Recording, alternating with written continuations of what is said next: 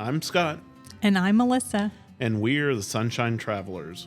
Our passion is travel and sharing our experiences with those that enjoy it as much as we do, those that want to learn more about travel, or even those that just want to live vicariously through our travel stories. No matter where you fall along that journey, get ready to hear about our firsthand experiences as we visit some of the most interesting and amazing places on Earth.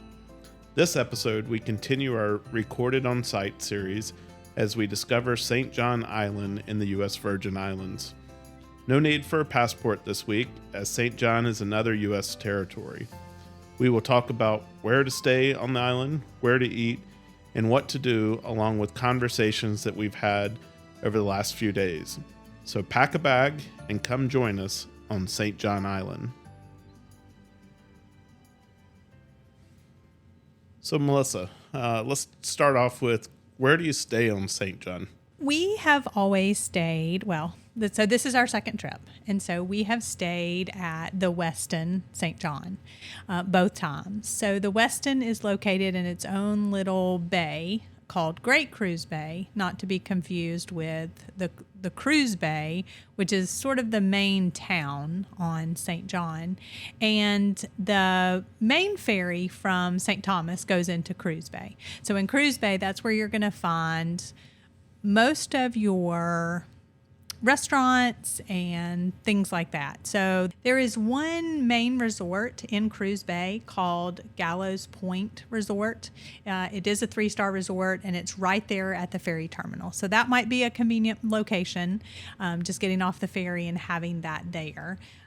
So for the Westin, though, they do provide a separate shuttle from St. Thomas if you're going to stay at the Westin. So some people might have heard of or be familiar with Snorkel Bay Resort, which actually was operated as part of the national park on concession with another vendor, but they have not opened or reopened since the hurricane. And that's something that we probably do need to mention here too, is that St. John has had a recovery from Maria in 2017.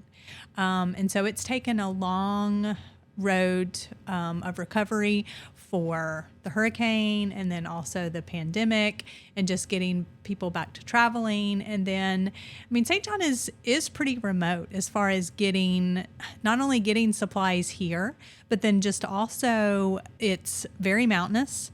And so if roads were washed out and power was out, I think for at least 8 months, here. And so just that, those two things have just made it very difficult. So that Snorkel Bay Resort did not open back up. And I heard someone in the resort the other day talking about Snorkel Bay, and they were saying that they haven't done anything with it since the hurricane. And matter of fact, if you go over there, you'll see that it's kind of grown over, and they said it's kind of like Jurassic Park, where the nature has begun to reclaim that area. And we'll talk in a second about what to do. We'll talk in a second about what they are actually doing with that as of right now.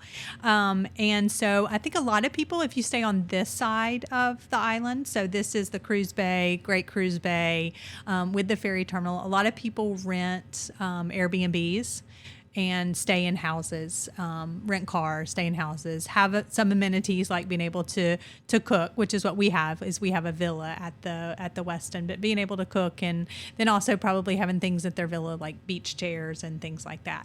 And then let's also mention that there's a whole nother side of the island called Coral Bay. So if you are staying over there, you probably are definitely going to want to rent a car. You could have a taxi over there, but then it would be a long way for you to be going back and forth. So there are some Airbnbs and some eco resorts and stuff like that on that side. So we'll link a few things in the show notes just to kind of give you a feel and separate those out between the two locations. But just be aware when you're looking at accommodations that the Cruise Bay side and the Coral Bay side, 30 to 40 minutes driving time. And so it's quite remote over there. Very steep roads that wind back and forth and have lots of cutbacks, and so it's a doable drive, but it's not an easy drive. And just as a reminder, when you're here on St. John Island, you are driving on the left-hand side of the road. everything else is the same. The steering wheel's on the left side of the car. You're just driving on the left side of the road. And talking about Airbnbs, the Westin is a fairly large sized resort here, but obviously it can't accommodate all of the people who visit this island. So, there must be a pretty large Airbnb business here. Yes, and just glancing through on a couple of things with on Booking.com, and I saw just a lot of accommodations that pop up. Just since there aren't many hotels and resorts, a lot of accommodations pop up that are Airbnbs. And I would also say, just be aware that when booking, make sure that it is on St. John, if that's what you're looking for, because a lot of times it'll show you places nearby, and so you can actually see St. Thomas across the bay, and so make sure it's not switching over there if you intend to book something on St. John, that it's not showing that as well. So that is an important distinction because it is close by. And you mentioned a little while ago the eco lodges. We saw at least one of those today up on the side of a mountain. These look like maybe 1-bedroom type lodges, things like that, with a porch that overlook the bay. And so, I imagine those are fairly nice, from perspective, but there is something to know about eco lodges, right? Yeah, so typically those are going to be fueled by solar power. We've stayed at one in Costa Rica, so it's going to be fueled by solar power. The water is typically heated by the sun, and so once you use your hot water, there's not going to be probably Wi-Fi and things like that. So typically, I'll look and do some research on those, just because we did just run across that today and see what those options are, and I can link some of those in the show notes as well. Yeah. St. John is a fairly small island. You can get across it in less than an hour. And so, what are the things to do here in St. John? So first of all, you do want to make sure that you get out and see the island, that you don't just stay at your resort or stay in town or stay at your Airbnb.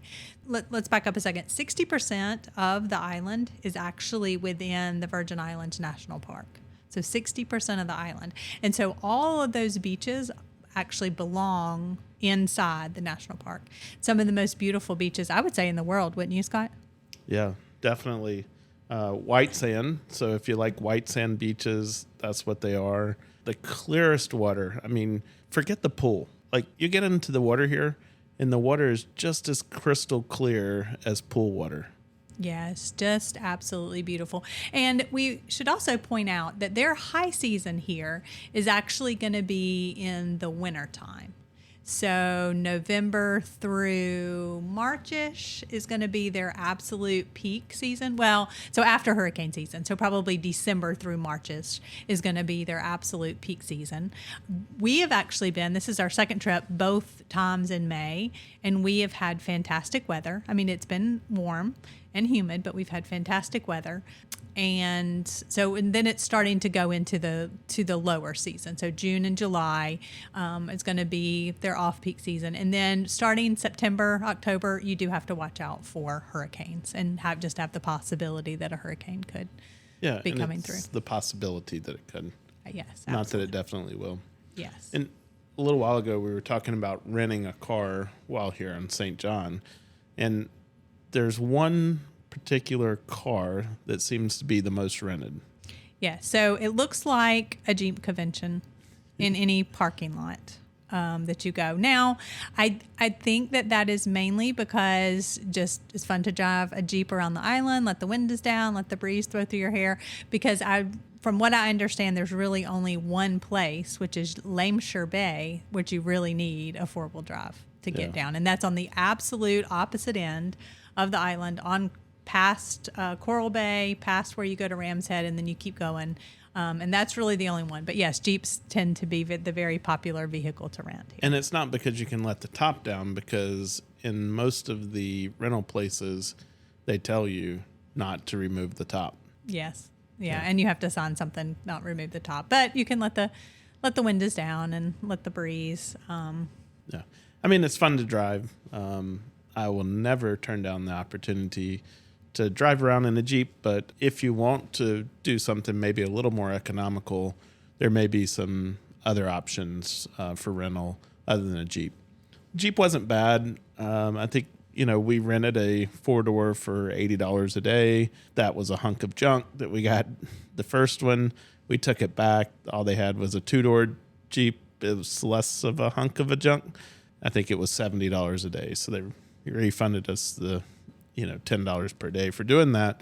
But I imagine you could probably find a small car or something like that you could rent for less than that price. Less, yes. So I think at the Westin, they actually have on-site rentals, and I'm not really sure why we didn't do this. I guess I didn't research it well enough, but on-site rentals from an O'Connor car rental that you can actually pick up here at the resort. There's a few other ones, courtesy St. John Rental, so I can link some of those in the show notes too. And all of those that we saw, because they usually have some kind of sticker on the car, all of those seem to be very nice, in good condition.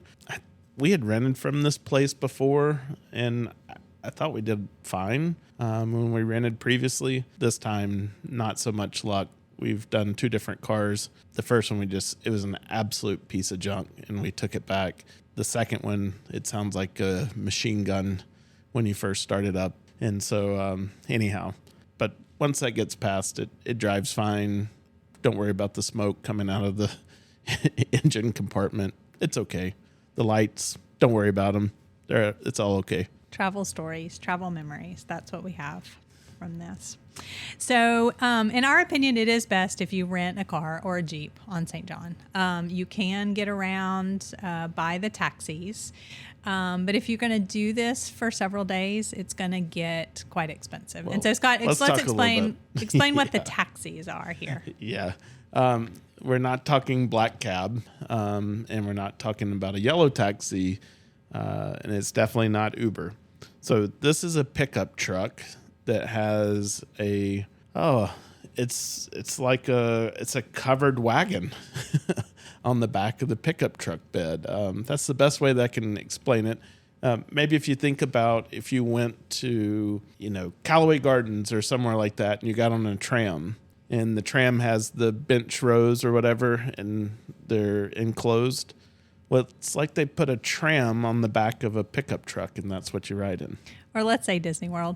A lot of people probably aren't going to know what Callaway Gardens is, but the tram on the tram from Disney World on the back of a pickup truck, and it's not air conditioned. So in the summer, it's going to be hot, and so then if you're going to take that all the way to the beach, I don't know, from the Westin just to downtown per person, they charge you $7. So I can imagine all the way to the beaches back and forth every day if you have a lot of people. So yeah, that would be really expensive. Yeah, and just having to, take all your stuff, and it just would be, and having to wait too. I would think having to wait to go back and forth and worrying about what time the last one's going to go back. And we just like to have the freedom of having our own vehicle. So, but I will say, if you want to do that, at all of the beaches up till about 5 o'clock, we saw as you walked off, there was someone there waiting at all of the main beaches to collect you and to take you back. So it's a possibility. It's probably just not the easiest way to get around. Yeah, if you're just going to do that once or twice. But so we would definitely recommend that you visit these beaches. Okay. All right. So you have all these beaches. So let's just name some of the popular beaches real quick. And so you have Trunk Bay, you have Cinnamon Bay, you have Honeymoon Beach, you have Hawksnest, and you're going to see those as you drive this first little section. And so you're definitely going to want to visit those white sandy beaches, and I mean they're just absolutely beautiful. So just to give you an idea, and so even if you are staying at the Westin, this great cruise bay, I mean it looks like a beautiful bay, all these boats, it looks like a beautiful beach and beach chairs, but no, I mean that's fine, spend a day there, but make sure that you go see some of these other beaches. Yeah, we talked to someone that works at the Westin, and he mentioned that there was a young couple that was staying here. They were on their honeymoon. They had these nice tans. And so he asked them which beaches they had been to. And they said, just the one here at the Westin. I shook my head in, disbelief. And he was like, yeah, exactly. That's the same thing I said. The only thing that we could figure is maybe they wanted to stay close to the room or something. So thankfully he informed them about to just go see some of the others so that you can see what St. John and see what these beaches are all about. And so the second thing is there is actually a lot of hiking here because it is the national park. So there's miles of trails with beautiful vistas. You can stop by the visitor center, which we noticed that they are still definitely renovating for additional information on the trails and also the beaches. But we do have a tip for you. Do not let those national park rangers talk you into doing the Ram's Head Trail during the full moon at night and saying that it'll be bright enough and you don't need a flashlight. Yeah, we did that on our first trip here about 9 years ago. They had talked about what a great trail it is and the bright moon. It's like being in daylight. Yeah, if you're wearing blinders, maybe. So, but definitely go to Ram's Head. It is a point that just looks out completely to the ocean, no other islands. I think they say from that point, when you look across, it's the next piece of land is Africa from there. So definitely go there. Just don't. But you won't see Africa. Well, no, you won't see Africa. Make sure everybody knows that. Yeah, and a couple of tips there as well. It is very hot here this time of year. And so I would say don't try to do these trails during the middle of the day. It's just too hot. Make sure to get up, do them first thing in the morning or towards the afternoon, and you'll appreciate that. Yeah, so a couple of other ones besides that Ram's Head trail is that you could hike from the visitor center to Solomon Bay. I think it's the only way actually to reach Solomon Bay, or then on to Honeymoon Bay as well. So definitely check out the beaches. One other point, so you may see Honeymoon Bay. It's a little confusing, the signage, but where that Keneal Bay Resort used to be, they're actually operating it as a Keneal Bay Beach Club. And so that's kind of the access to Honeymoon Bay. Could be you'd go down into where that resort was and you could park and you could walk. And so now when you see that entrance, you can pay a parking fee. They shuttle you down. They have some amenities, bathrooms and chairs and all kinds of things you can rent. So if you see that Keneal Bay Beach Resort, that takes you to that Honeymoon Bay and the Honeymoon Beach. But what we need to talk about now is what we do when we're on St. John. And what we do when we're here is snorkel. That's right. That's where we spend the majority of our time. Matter of fact, over the past few days, we've been hitting 3 beaches a day for snorkeling. And I think this is the only place that I have ever been where you can just snorkel right off the beach. I mean, we've done it some in Hawaii, but I wouldn't say that every beach was like great for snorkeling there. And then other places that we go, you have to go out on a boat for several hours and go to where they take you. But this is really the only place where you are going to see reefs on the side, some in the middle, and see sea turtles, and we've seen rays.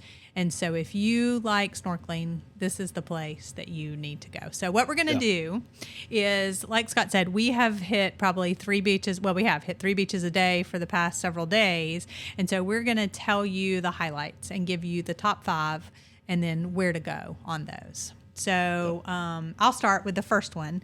So Hawksnest is really the second beach that you come to. It's the last one that we snorkeled today. The parking is right there and the beach is right there. And we were actually really amazed at the snorkeling there. So there are some reefs right in the middle with fantastic fish, and we saw turtles and we saw rays, and then we also snorkeled up the rocks on the left hand side. And what we liked about it was actually very calm. It's a very protected bay, so you're not going to have to worry as much about strong currents as some of these other ones we're going to talk about. So definitely put Hawksnest on your list for snorkeling. Yeah, and I think I'm going to take some of the videos. Took the new GoPro 11 with us out on the trip through all of the bays. I will say I'll write a blog post or update my blog post on this one, but I added the red filter to my GoPro and takes totally different looking pictures and videos than without it. And that's because the water filters out red light. And so when you add that red filter in, it puts some of those colors back in, and you're not just looking at green and blue water. One of the things I'm considering doing is taking some of these videos and putting them out on YouTube, just concatenate them together.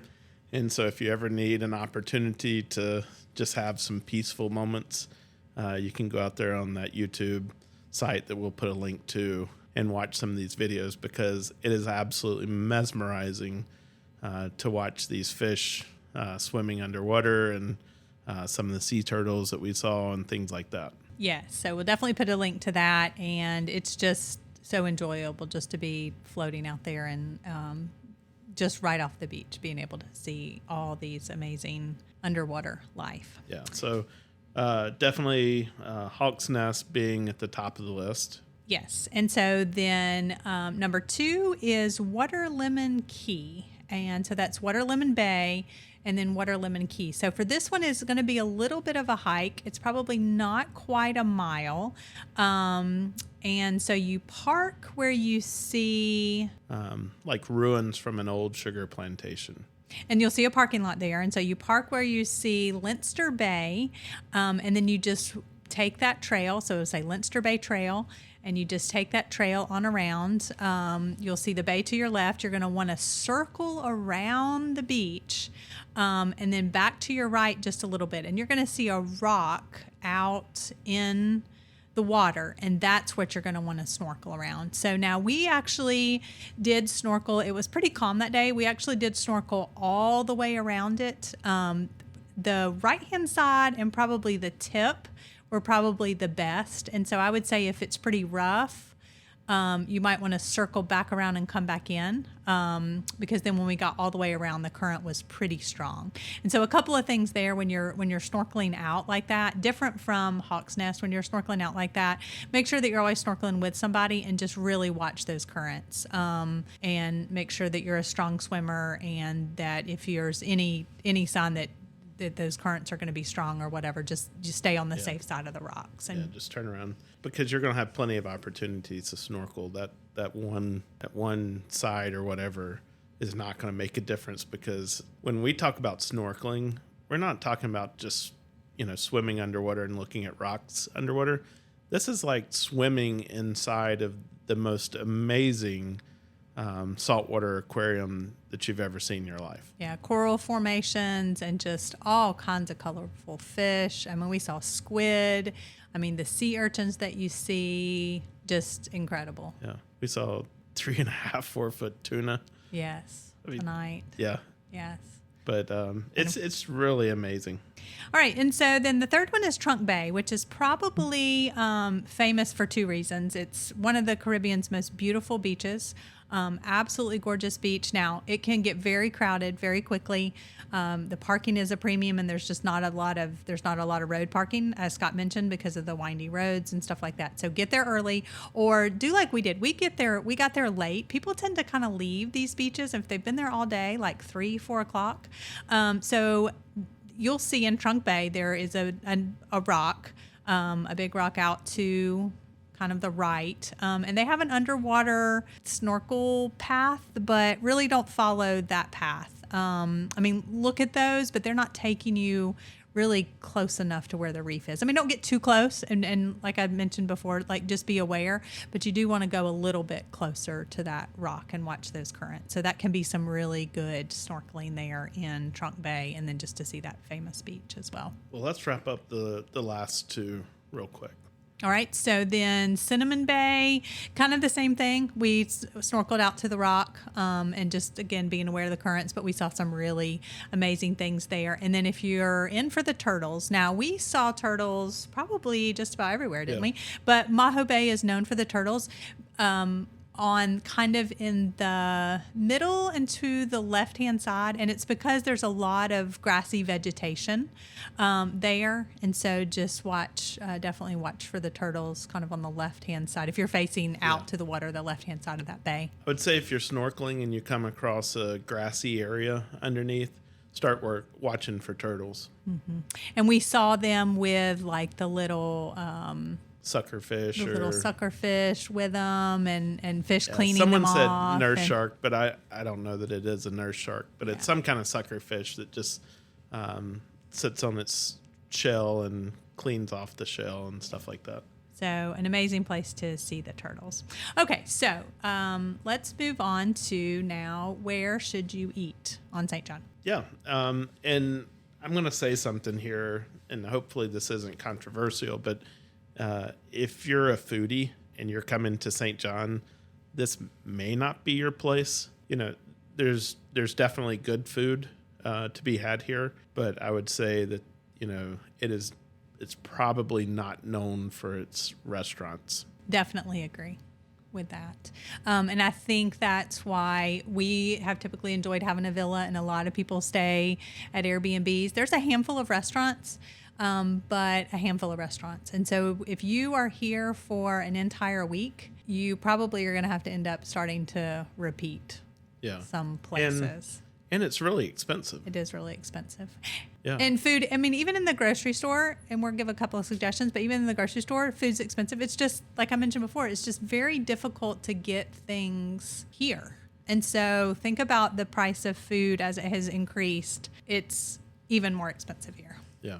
And in selection, you know. So I think that's why you just don't see all these top gourmet restaurants and things like that. There's definitely clientele here, and people that can afford to eat at them. But I don't know that they necessarily live here year round as well. And so anyhow, I would just say we're going to talk to you a little bit about where to eat, but I would recommend that when you're looking at places to stay, make sure that you have some type of fully functional kitchen, because that's going to be your best bet for eating here on the island, in our opinion. Yes, in our opinion, definitely agree. Or at least split between. I mean, we've eaten out a good bit, but it's split between those two things. So the main shopping dining area is just a little conglomerate of shops and restaurants called Mongoose Junction. And it is the very furthest, it's not far from the ferry terminal, and it's kind of as you go out of town toward the national park, toward the beaches. So there's not a lot of parking there. You can park there if you're a patron of that particular shopping area. There's probably 4 or 5 restaurants. That's where you're going to find most of the shopping too. I mean, there's some jewelry shops and surf and beach type shops and ice cream places and stuff like that. So that's probably going to be your best option. If you like breweries, St. John Brewers has a tap room here. They do have a restaurant as well, but then that's where they have their brewery. So right across from the ferry terminal is a little place called Our Market Smoothies. And so go in there and see our friend Karen. Tell her that Scott and Melissa sent you. And so that's a great place for just afternoon smoothies, ice cream, milkshakes, cocktails. She'll customize anything, make any combination you want, and put whatever kind of rum you want in it as well. So that's a great place to stop in. Yeah, and they do have 2 locations in town. This one is the one right across from, as Melissa said, right across from the cruise terminal. But the ferry terminal. The ferry There's not a cruise here, but the ferry terminal. Yeah, no cruise ships coming in here, which is it's a benefit as well, right? Because you don't have the daily onslaught of people coming over on a cruise. You do have a lot of people who will come for the day from St. Thomas, but not like a whole cruise ship dumping off onto the island. But go see Karen. Ask her to fix you a smoothie with some rum in it or one of her cocktails, and tell her we said hello. So one other location that you could stop in and eat at is called Tap and Still. And we visited their location on St. Thomas in Red Hook before we took the ferry over. It was very good. It's burgers and wings and fries and hot dogs. Scott said it was like a local Five Guys. Yeah. Except for the wings. And I thought the wings were very, very good. The only thing that was different on the menu were the wings. Mm-hmm. Otherwise, the way that you order it and the options that you can choose, it's 100% of Five Guys. So, and then as far as shopping, there are a couple of markets now. They're fairly small, and you basically get what you get from what they have. So Starfish Market is closer to into town, and then there's a place called Dolphin Market that's closer to the Westin. I went in there, and they had more options for if you're looking for things that are more like gluten-free and keto and maybe more options that you're used to in the States. I would say that Dolphin Market, and it's closer to the Westin, but they both had, what they had, and if they were out of stuff, they were just out of stuff until they get it back in, and that's just the way it is. So, and as Scott mentioned, we had a villa with a kitchen. We would definitely recommend that. If you were trying to like find coffee shops and breakfast, and you're just not going to have a lot of options. So we typically fix breakfast, fix sandwiches for lunch. And would split our time between going out and fixing at the villa. And so just one other thing to mention, as Scott was mentioning about taking a day trip here. So this is definitely a day trip possibility if you cruise and have a stop over in St. Thomas. So a lot of operators are going to probably have day trips that will bring you over here on a boat, or you could do a snorkeling trip. We have seen people who had talked about, what ferry are we catching back to St. Thomas? But it's probably best to do some kind of excursion that then gets you back to the boat on time. And so looking into those, and I can link some of those options for day trips from St. Thomas as well, if you have to be back on a cruise ship. It's basically one of those taxis that picks you up at the terminal, the ferry terminal, and then takes you out to whatever bay that you're going to go snorkeling in, or trail that you're going to go hike. Yeah, so that would be a great option. So, I mean, if you have been to St. Thomas before, like on a cruise, and then you come on a cruise again to St. Thomas, St. John would be a great option for another way to see this part of the Caribbean. Yeah, and there's another thing that we learned this time about the car ferries, is that either from St. Thomas to St. John or vice versa, you can actually, rent a car and take the car and go to the other place. Now, I will tell you that there are signs that say you can't take the cars off of the island, but there seems to be a lot of rules that are kind of optional here. Well, and it could be the people that we talked to rented on St. Thomas, and then we're bringing it over to St. John. So there may be to get that business and have it come over here. There may have been a different rule, but yes, ours had a sign in the car that said, it cannot leave the island. We had a lot of rules that don't seem to be enforced. So one other resource for you that our taxi driver that brought us to the Westin Ferry mentioned is the St. John app. That might be a great resource for you to just have. Like, it has some shopping and some dining, and it gives a few little details about the different beaches. We, not a lot of detail, because it just basically said, great for snorkeling on the sides. And so we just kind of had to see. We gave you a list that we felt like was in order of, this one's the best, this one's the next best. But the app might be a useful, it's a free app. So the St. John app is just, if you look up that on the App Store. And one point I'd make on that is the order that we put it in right now may be for this time of year. So if you come and you go to Hawksnest Beach and you're not seeing anything, then realize that it could be that at different times of the year, the fish migrate or whatever to different areas. I don't think that's going to be so much true maybe for the turtles. I think the turtles tend to be more mobile and move around. I think the tropical fish, that's where they're always going to be. So I think that will be a constant. And Scott, we should probably mention that while we have not seen any seaweed on this trip, or really not much seaweed at all on this side of the island, we did go over to Salt Pond today, snorkeled a little bit, swam a little bit. That's where that Ram's Head hiking trail is. There seemed to be a little bit more seaweed there, and then a lot more seaweed in Coral Bay. So we talked to a local guy who was at the beach this afternoon, and he mentioned that area tends to have a little bit more of the seaweed, and that sometimes it can be on this side of the island as well. Yeah. So that might be worth checking. He said for a couple of weeks. Yeah, for a couple of weeks, and that it can be thick. And we just haven't experienced that in May when we've come. So might be worth just checking in to see when could that be a possibility? And of course, that's just nature. And so, I mean, it's not anything that anybody can control. But on this side, you are probably less likely to have that than on the Coral Bay side.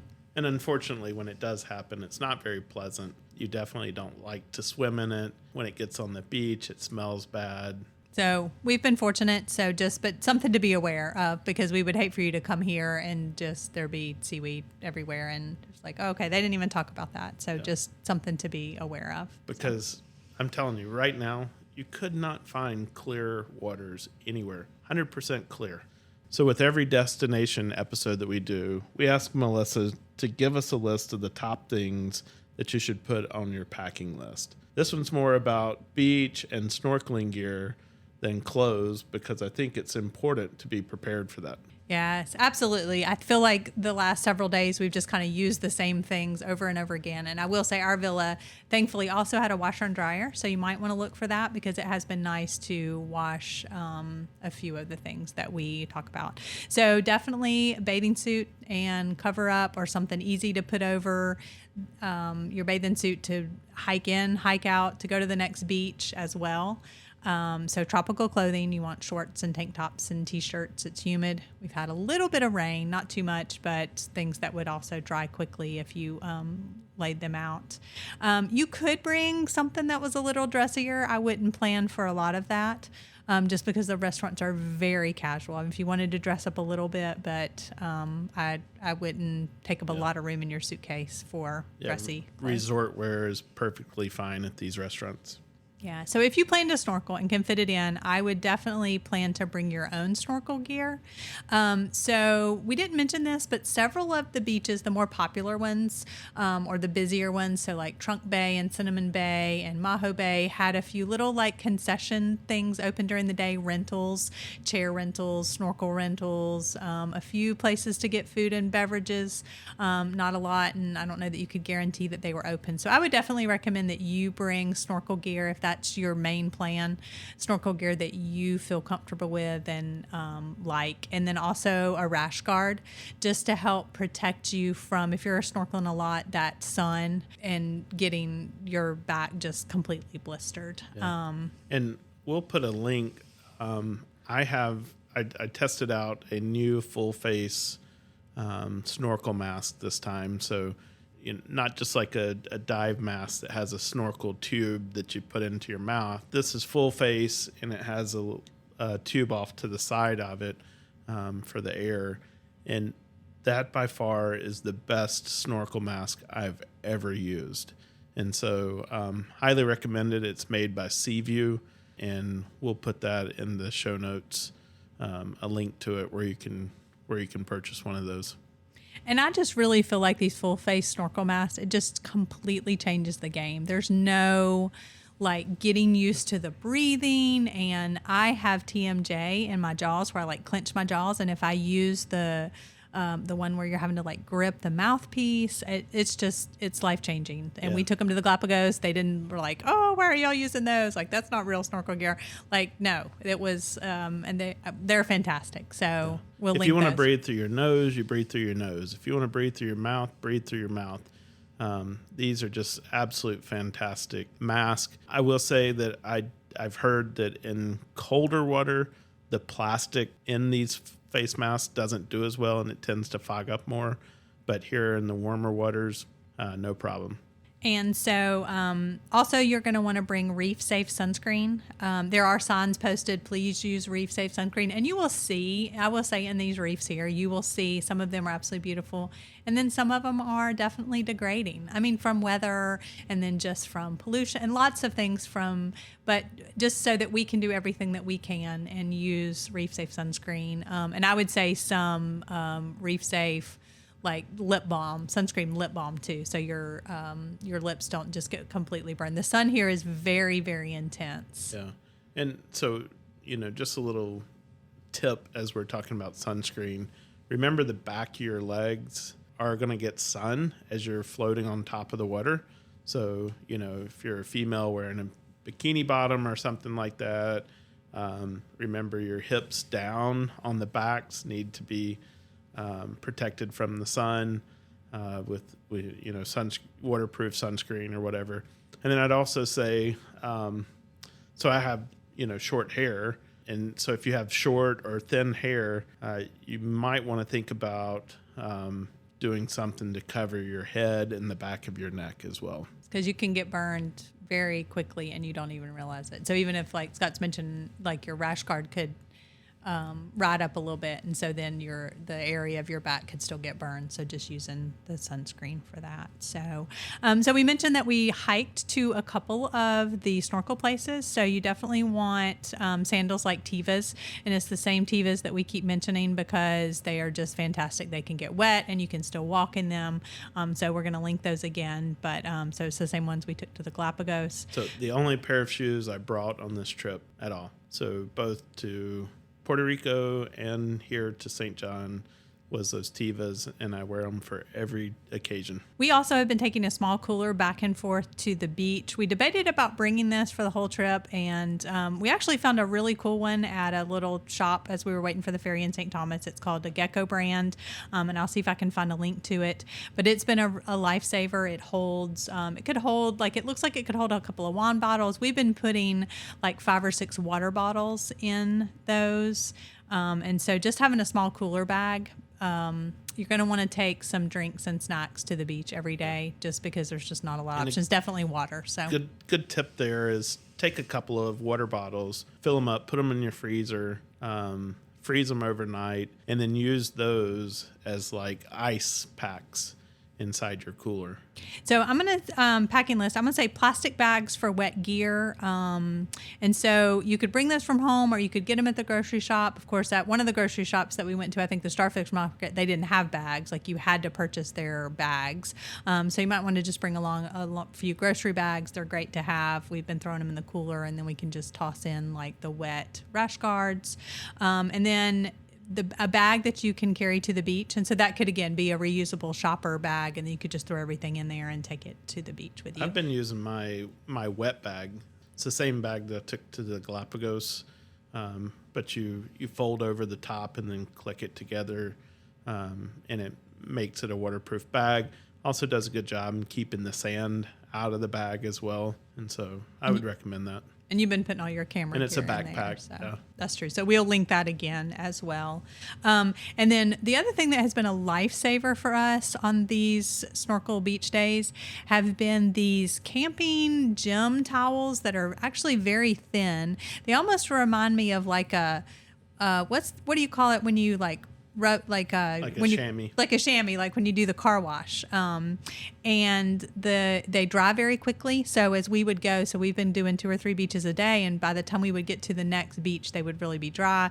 The sand doesn't stick to it. If you take a regular beach towel, it's just going to like get wet and be full of sand. And we love the sand cloud towels. We use those at home. I just felt like those were a little bit big. I guess you could use the smaller ones, but these are even smaller than that and have been great for packing. So we'll link those because they've been fantastic, and they come in a little drawstring bag. And then, of course, the GoPros, underwater cameras, if you are going to snorkel and want to take pictures of those have been great. And then I want to add another list if you're going to be having a villa and then be going shopping. Don't forget to buy things like Ziploc bags, unless you bring them from home, to pack those sandwiches in and to pack some snacks in as well. And then, of course, I mentioned the shopping bag, but just bring a shopping bag from home. You can take it to the store, then you can take it to the beach as well. We are really into snorkeling while here at St. John, and that took up most of our days on this trip. As always, we invite you to share with us your own favorite places to stay, eat, and things to do in which we haven't covered. Drop us a note or leave a comment what you love the most about St. John. We love hearing from you and are inspired by your stories. We hope you enjoyed this episode and will find some inspiration for your next trip. Most importantly, follow our podcast, leave us a review, and share it with your friends to help them catch the travel bug. You never know, they may become your greatest travel companions.